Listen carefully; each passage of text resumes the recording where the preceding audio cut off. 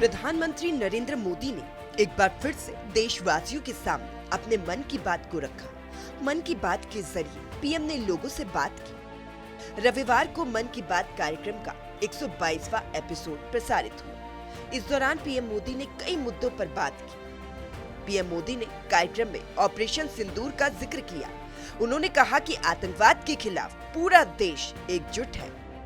PM Modi ने ये भी कहा कि आतंकवाद के खिलाफ पूरा देश आक्रोश में है, संकल्पबद्ध है। आज हर भारतीय का यही संकल्प है, हमें आतंकवाद को खत्म करना है। ऑपरेशन सिंदूर के दौरान हमारी सेनाओं ने जो पराक्रम दिखाया, उसने हर हिंदुस्तानी का सिर ऊंचा कर दिखाया है। जिस प्रिसीजन के साथ, जिस सटीकता के साथ हमारी सेनाओं ने सीमा पार के आतंकवादी ठिकानों को ध्वस्त किया, वो अद्भुत है। ऑपरेशन सिंदूर ने दुनिया भर में आतंक के खिलाफ लड़ाई को नया विश्वास और उत्साह दिया है। साथियों, ऑपरेशन सिंदूर सिर्फ एक सैन्य मिशन नहीं है, ये हमारे संकल्प, साहस और बदलते भारत की तस्वीर है। और इस तस्वीर ने पूरे देश को देशभक्ति के भावों से भर दिया है, तिरंगे में रंग दिया है। वहीं पीएम ने खेलो इंडिया का भी जिक्र किया। कहा कि बिहार की धरती बहुत ही खास है। इस आयोजन में काफी कुछ देखने को मिला। इस दौरान पीएम मोदी ने मेडल जीतने वाले खिलाड़ियों का भी जिक्र किया, जिसमें से एक हरियाणा से भी ताल्लुक रखते हैं। प्रधानमंत्री नरेंद्र मोदी ने हरियाणा को बधाई दी। बीते दिनों खेलो इंडिया गेम्स की बड़ी धूम रही। खेलो इंडिया के दौरान बिहार के 5 शहरों ने मेजबानी की थी। वहां अलग अलग कैटेगरी के मैच हुए थे। पूरे भारत से वहां पहुंचे एथलीट्स की संख्या 5,000 से भी ज्यादा थी। इन एथलीट्स ने बिहार की स्पोर्टिंग स्पिरिट की, बिहार के लोगों से मिली आत्मीयता की बड़ी तारीफ की है। साथियों, बिहार की धरती बहुत खास है। इस आयोजन में यहाँ कई यूनिक चीजें हुई हैं।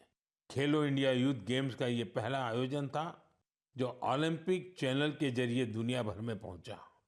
पूरे विश्व के लोगों ने हमारे युवा खिलाड़ियों की प्रतिभा को देखा और सराहा।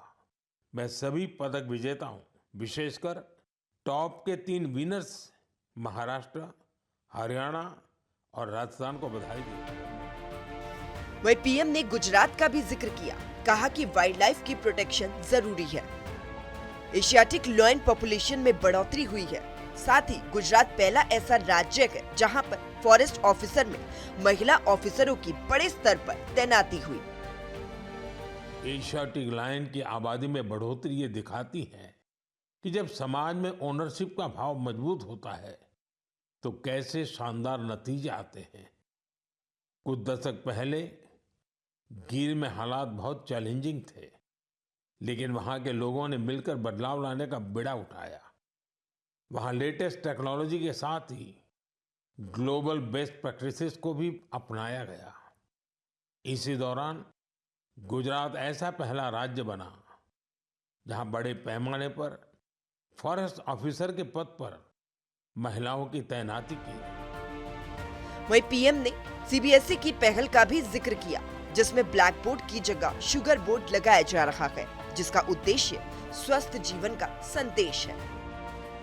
आपने स्कूलों में ब्लैक बोर्ड तो देखा होगा, लेकिन अब कुछ स्कूलों में शुगर बोर्ड भी लगाया जा रहा है।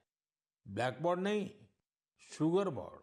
सीबीएसई की इस अनोखी पहल का उद्देश्य है बच्चों को उनके शुगर इंटेक के प्रति जागरूक करना। कितनी चीनी लेनी चाहिए और कितनी चीनी खाई जा रही है, ये जानकर बच्चे खुद से ही हेल्दी विकल्प चुनने लगे हैं। ये एक अनोखा प्रयास है और इसका असर भी बड़ा पॉजिटिव होगा। बचपन से ही स्वस्थ जीवन शैली की आदतें डालने में ये काफी मददगार साबित हो सकता है। कई अभिभावकों ने इसे सराहा है और मेरा मानना है ऐसी पहल दफ्तरों, कैंटीनों और संस्थानों में भी होनी चाहिए। आखिरकार सेहत है तो सब कुछ है। फिट इंडिया ही स्ट्रांग इंडिया की नींव है। कुल मिलाकर प्रधानमंत्री नरेंद्र मोदी ने एक बार फिर से देशवासियों के सामने दिल खोलकर अपने मन की बात की। मन की बात कार्यक्रम का 122वां एपिसोड प्रसारित हुआ, जिसमें प्रधानमंत्री ने खास तौर पर ऑपरेशन सिंदूर का आतंकवाद का जिक्र किया। ब्यूरो रिपोर्ट, सूर्य समाचार।